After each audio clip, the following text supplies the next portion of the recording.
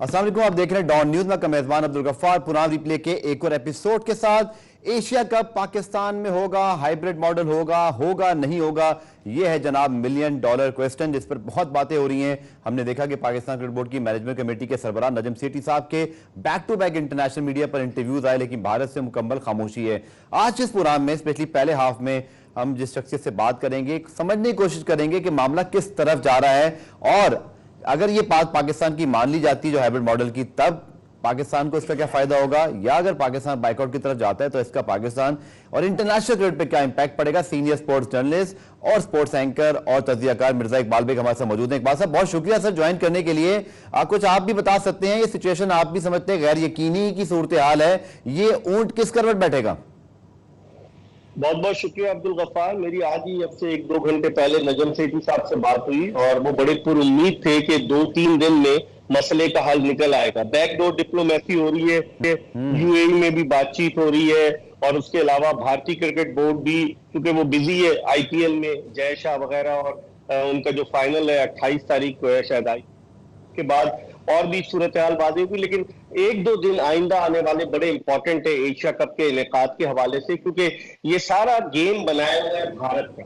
भारत के इन्फ्लुएंस में Bangladeshi cricket board और भारत के इन्फ्लुएंस में है क्रिकेट श्रीलंका। क्रिकेट श्रीलंका के सेक्रेटरी मोहन डिसल्वा तो बरमला इस बात का इजहार कर चुके हैं कि अगर एशिया कप पाकिस्तान में नहीं होता तो उसकी मेजबानी उन्हें सौंपी जाए। पाकिस्तान ने, जिस तरह आपने प्रोग्राम के इंट्रो में बताया, कि पाकिस्तान ने एक हाइब्रिड मॉडल दिया है कि 3 या 4 मैचेस पाकिस्तान में हो, जिनमें अफगानिस्तान और बांग्लादेश का एक मैच हो, श्रीलंका और बांग्लादेश का मैच हो, और अफगानिस्तान का एक और मैच हो, और पाकिस्तान जो है वो नेपाल से एक मैच खेले। बकिया मैचेस किसी न्यूट्रल वेन्यू पे हो। भारत ये चाहता है, जो भारत का टिल्ट है, जो मुझे पता चला है, वो श्रीलंका की तरफ है। जय शाह जो है, लगता ये है कि मादी में उनसे कमिटमेंट कर चुके हैं कि एशिया कप अगर पाकिस्तान में नहीं होता तो श्रीलंका में कराने के लिए हम आपको मदद करेंगे, क्योंकि उनका ये मौकिफ है कि लास्ट ईयर श्रीलंका डिफॉल्ट हो गया था उनका मुल्क, और क्रिकेट श्रीलंका जो है मुश्किलात से दो चार है, माली मुश्किलात से, तो उन्होंने उधर कमिटमेंट की हुई। दूसरी तरफ बांग्लादेश पता नहीं कौन सा गेम खेल रहा है। मेरी आज नजम सेठी साहब से बात हुई तो उन्होंने कहा कि ये मिनट्स पर है, रिकॉर्ड पर है एशियन क्रिकेट काउंसिल के, कि बांग्लादेश ने कहा था कि ठीक है पाकिस्तान में कुछ मैचेस कराएं और कुछ कहीं और कराएं। लेकिन अब अगर बांग्लादेश अपनी इस बात से पलट जाता है, वो कहता है कि नहीं जी, पूरे का पूरा एशिया कप जो है वो पाकिस्तान से बाहर कराया जाए, तो मुझे लग रहा है कि फिर दरार पड़ जाएगी एशियन क्रिकेट काउंसिल में। क्योंकि एशियन क्रिकेट काउंसिल जो है उसमें तकरीबन 4 ममालिक एक तरफ हो जाएंगे, अफगानिस्तान, श्रीलंका, बांग्लादेश और भारत, और पाकिस्तान अकेला रह जाएगा। लेकिन पाकिस्तान के बगैर एशियन क्रिकेट काउंसिल का कोई तस्वुर भी नहीं कर सकता, क्योंकि पाकिस्तान की टीम टॉप की टीम है और भारत की टीम। तो मैं समझ रहा हूं कि आइंदा आने वाले दिनों में अब्दुल गफ्फार लग यही रहा है कि ये ऊंट किसी न किसी करवट बैठ जाएगा, अगर भारत अपनी हठधर्मी पे कायम रहा। आप देखें, जय शाह कोई बयान नहीं दे रहे। सेठी साहब ने मुख्तलिफ चैनल्स को इंटरव्यू देके भारत को अंडर प्रेशर तो ले आए, लेकिन वो खामोश बैठे। इसका मतलब है कि उनकी स्ट्रैटेजी यही है कि पाकिस्तान को तनहा किया जाए, जितना भी एम्बैरस कर सकते हैं वो करें। लेकिन मुझे लग रहा है कि एशिया कप जरूर होगा। और जैसे आपने कहा, क्योंकि पाकिस्तान भारत के वर्ल्ड कप से पहले से 2 मैचेस हों, एशिया कप को भी फायदा है, पाकिस्तान इंडिया को भी फायदा है, रेवेन्यू मॉडल भी ऐसा है, पाकिस्तान होस्ट है। इकबाल भाई, आपको लगता है कि नजम सेठी साहब ने, पाकिस्तान क्रिकेट बोर्ड ने फ्लेक्सिबिलिटी दिखाई और थोड़ा सा होस्ट होने के बावजूद वो उस किस्म का रवैया अख्तियार नहीं किया कि आप आएंगे तो हम जाएंगे, हमने हाइब्रिड मॉडल की तरफ किया? हालांकि मेरा ये ख्याल है कि थोड़े हमने कम मैचेस शायद प्रपोज किए हैं, और स्पेशली पाकिस्तान का सुनने में आया कि एक ही मैच है, तो बात तो बड़ी आसान है भारत के लिए, उनको पाकिस्तान आना नहीं है। ऐसे ही समझा जाए जैसे वर्ल्ड T20 से पहले ओमान के अंदर जो है वो मैचेस हो रहे थे राउंड 1 के, तो इसी तरह समझ लीजिए पाकिस्तान ने आसानी ही पैदा की है उनके लिए।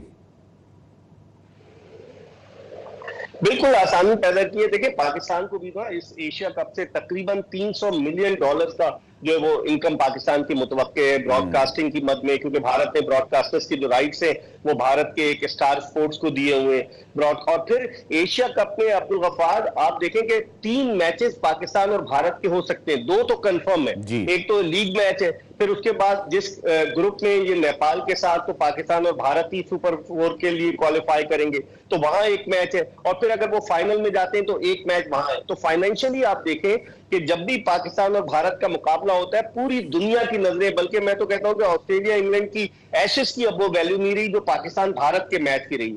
फाइनेंशियली कितना वायबल होगा। तो ये सारी चीजें भारत भी अपने जहन में रखेगा, क्योंकि जो उनका ब्रॉडकास्टर है उसके साथ जो मुझे जराए बताते हैं कि थोड़ी उनकी खटपट चल रही है, क्योंकि जो आईपीएल हो रही है उसके मैचेस जो है वो भारत का एक और टेलीविजन चैनल JIO जियो वो दिखा भी रहा है।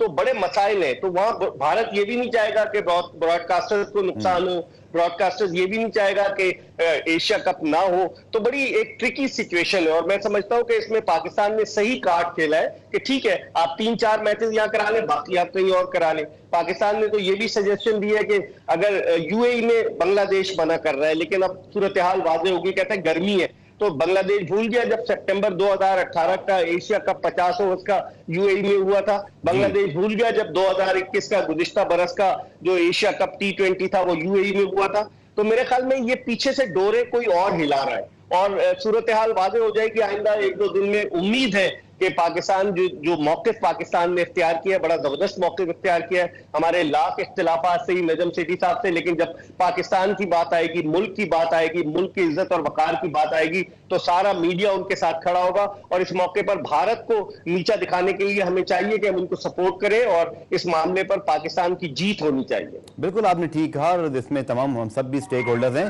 अब वर्ल्ड कप की सर बात करते हैं, जो कि नजम सेठी साहब ने बरमला कहा कि ये मामला भारत जिस तरह चाह रहा है अगर उस तरह हल होगा तो वर्ल्ड कप में भी ये चीज रिपीट होगी। अब आपको वर्ल्ड कप में क्या सूरत नजर आती है, क्योंकि आईसीसी एसीसी से टोटली डिफरेंट बॉडी है, और वो शायद हाइब्रिड मॉडल का तस्वुर एकदम से नहीं करेंगे। उनके अपने ब्रॉडकास्टिंग आपको पता है वो एक कॉर्पोरेट स्टाइल से चलते हैं, सालों पहले उनके मामला प्लान होते हैं। तो वर्ल्ड कप में इकबाल भाई आपको मामला कहां जाते हुए दिखाई दे रहा है? क्या वहां हमारी बात मानी जाएगी, या अगर भारत मान जाता है तो हम इस पर खुश है और इंडिया जाएंगे?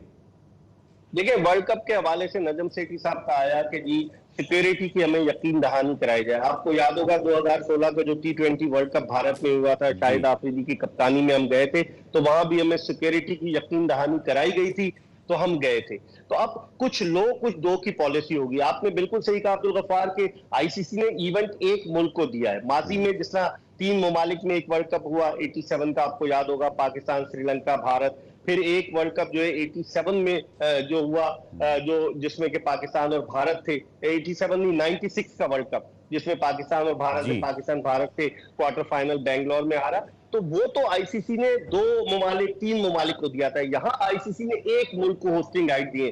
तो यहाँ हाइब्रिड मॉडल मेरे ख्याल में मुश्किल होगा, आईसीसी इसको एक्सेप्ट नहीं करेगा कि पाकिस्तान के मैचेस जिस तरह पाकिस्तान कह रहा है कि बांग्लादेश में करा ले, कहीं और करा ले, ये नामुमकिन होगा, क्योंकि ब्रॉडकास्टर्स को फैसिलिटेट करना, टीमों को लेकर जाना, बोर्डिंग लॉजिंग, बहुत सारे मसाइल होंगे, वो तो मुझे लगता नहीं है। लेकिन अब पाकिस्तान क्रिकेट बोर्ड अपनी टर्म्स एंड कंडीशंस किस तरह से मनवाता है भारत से, ये बड़ा $1 मिलियन क्वेश्चन है।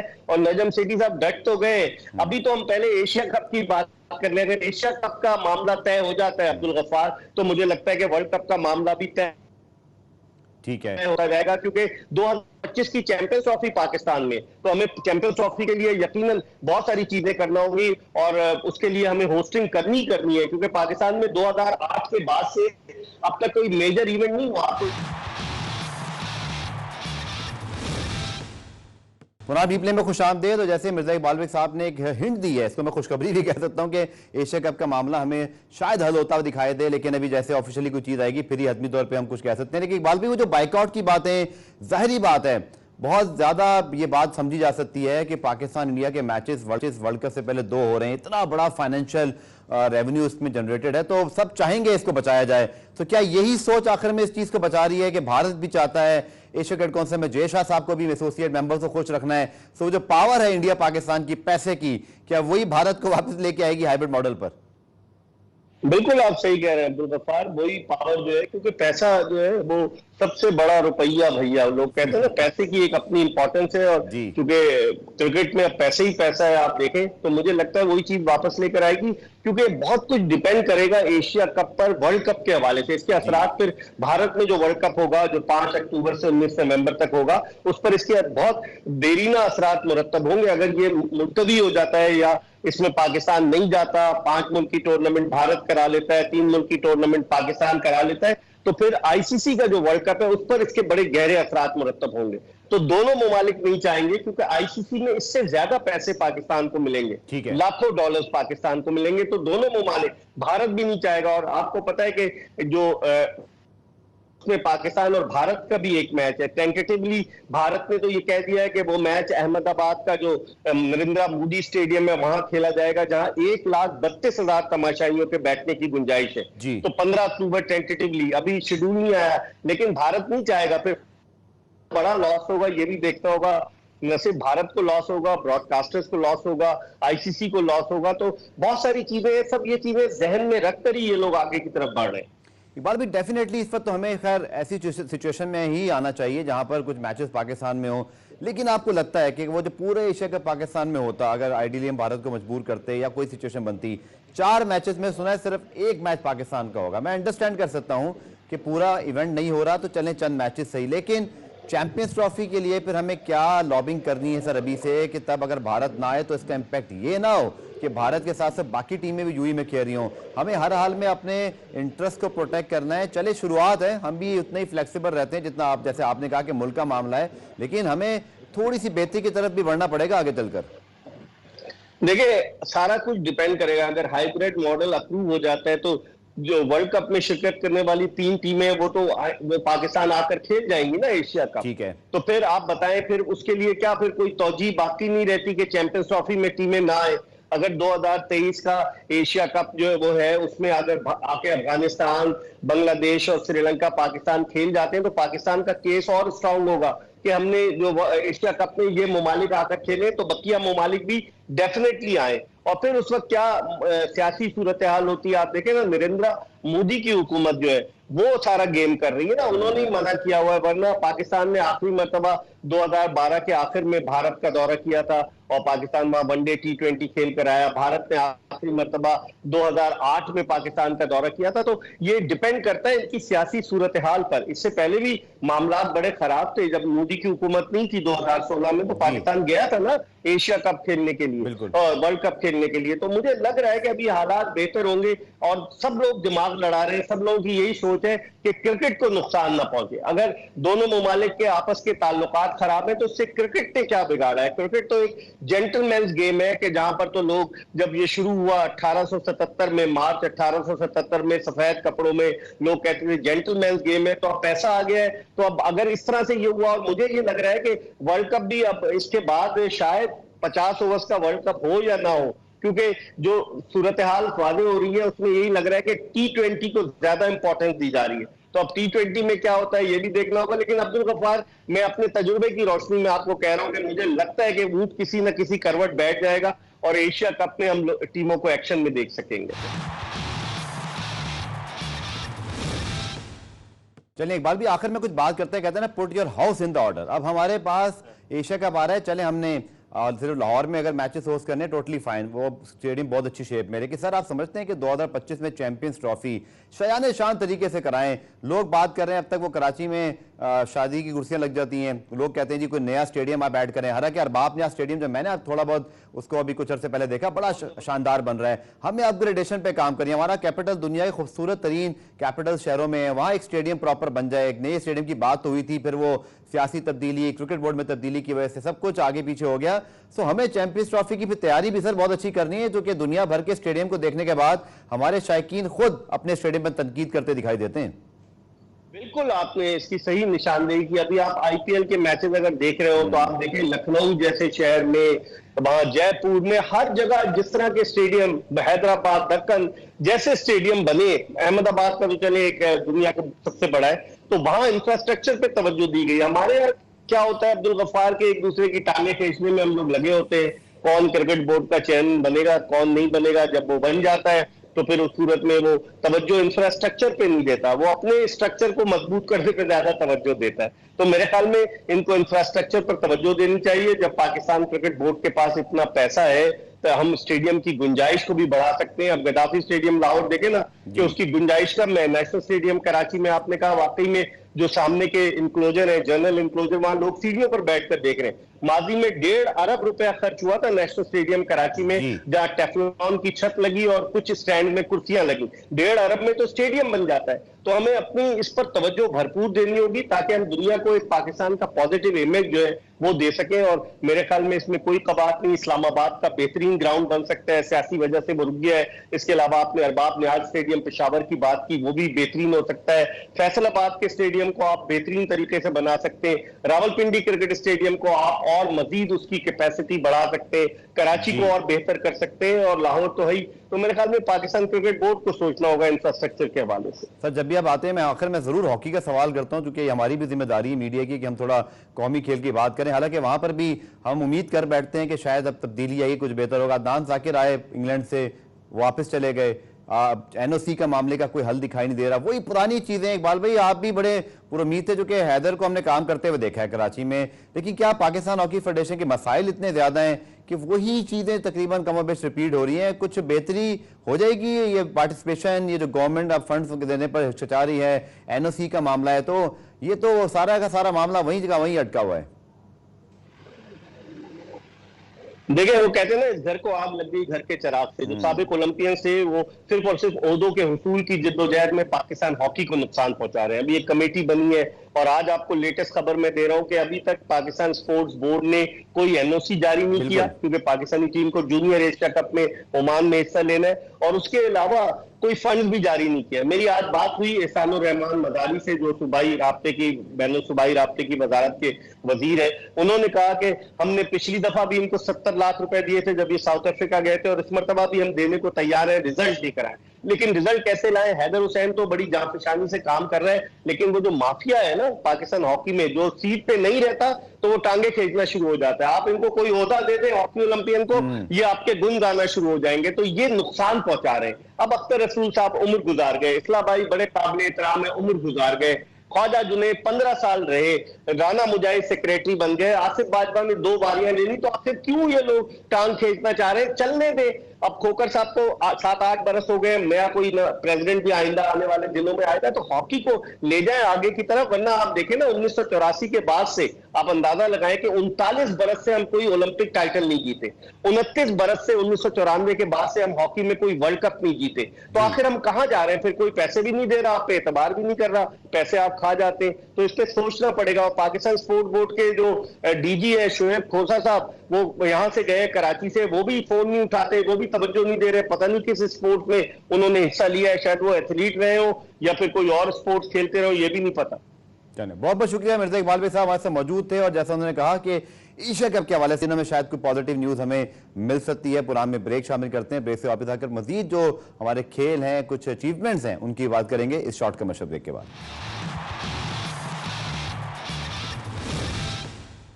प्रोग्राम रिप्ले में खुश आमदेद। जहां हम क्रिकेट की बात करें, वहां इंशाल्लाह प्रोग्राम रिप्ले में आप देखेंगे रेगुलर फीचर्स के जो हमारे दीगर खेल या अचीवमेंट्स हैं स्पोर्ट्स में, या जितनी भी और हमारे शोबा जाते हैं, उनको ज़रूर हाईलाइट करेंगे। जनाब, गुज़िश्ता साल एक बड़ी अफसोसनाक खबर थी जब पाकिस्तान के रिनाउंड जो को पैमाया अली सतपारा साहब वो ज़िंदगी की बाजी हार गए अपने इसी मिशन के दौरान।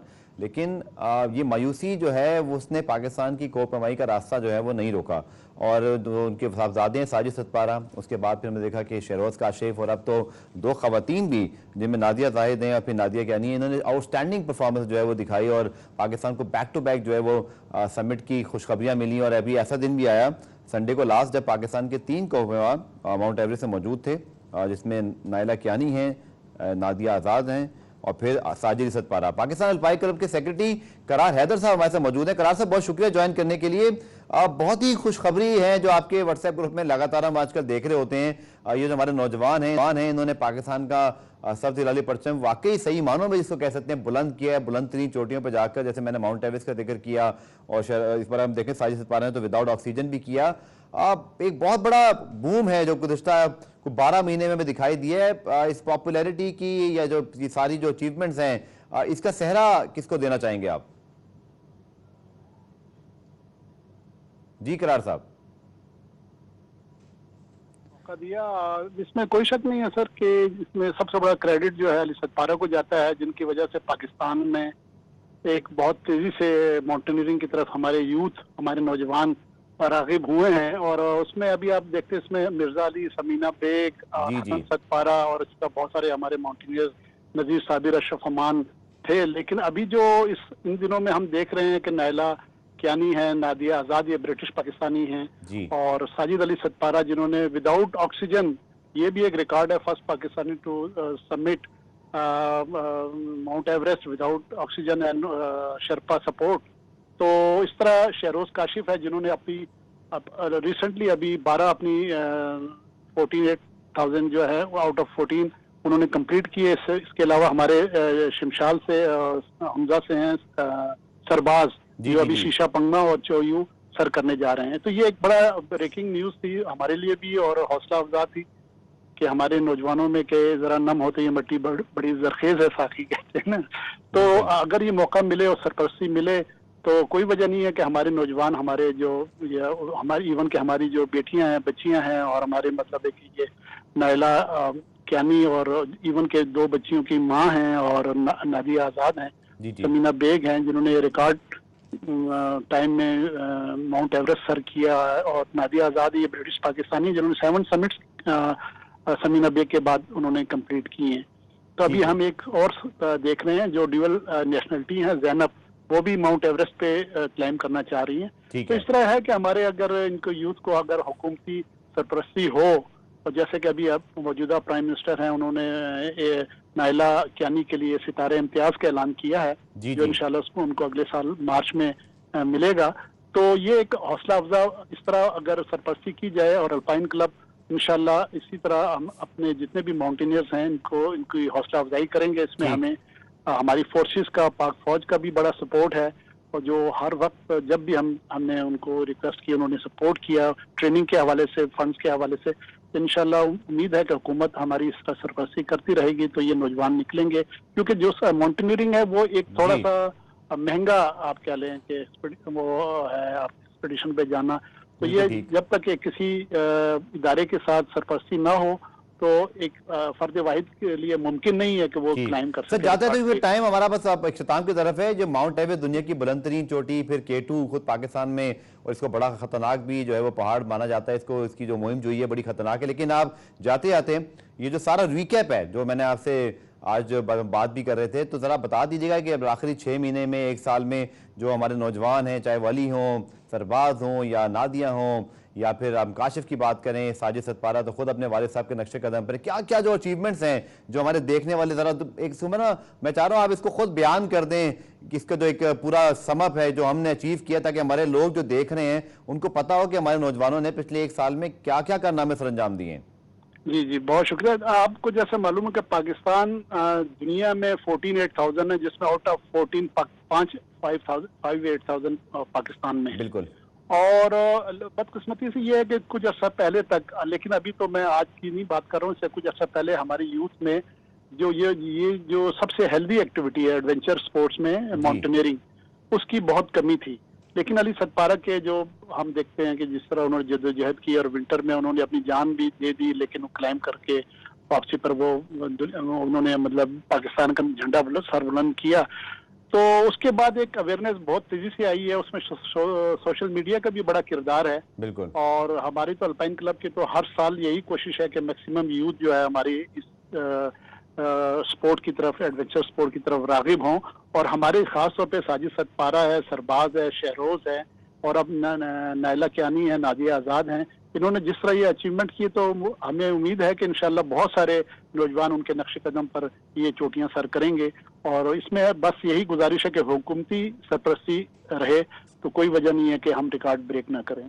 चलिए, बहुत बहुत शुक्रिया। करार साहब मौजूद थे और जैसा उन्होंने कहा कि अली सतपारा साहब क्या वाक़या अनफॉर्चुनेटली हुआ, लेकिन उसने एक ऐसी अवेयरनेस, एक ऐसी रेजिलियंस जो है वो इस पाकिस्तान की यूथ को दी कि पहले साजिद सतपारा, उनके बेटे, हम उनके लिए बहुत खुश हैं कि उन्होंने अचीवमेंट्स की और वो और पाकिस्तान का झंडा बुलंद कर रहे हैं। लेकिन बहुत सारे यंगस्टर्स, शहरोज काशिफ, उनके वालिद उनके साथ बड़ी मेहनत करते हैं, इसी तरह नायला हैं, इसी तरह अब हम बात करते हैं सरबाज की। तो एक पूरी हमारी एक यूथ है और ये बहुत यंग है सारे, चाहे वो बच्चे लड़के हों या लड़कियाँ हों, लेकिन मुझे लगता है कि बहुत ज़्यादा रिकॉर्ड्स आने वाले हैं। हम इंशाल्लाह इन सबको ही मदद करेंगे, क्योंकि इनमें से बहुत सारे लोग अभी पहाड़ों पर जाने के बाद अपने बेस कैंप पर या वापसी के सफ़र पर हैं। हमारी दुआ है कि वो खैर खैरियत से पाकिस्तान आए और इंशाल्लाह हम उनके साथ भी आपकी मुलाकात कराएंगे। पुराना रिप्ले में आज के लिए इतना ही, कल दोबारा आपसे मुलाकात होगी, तब तक के लिए अल्लाह हाफ़िज़।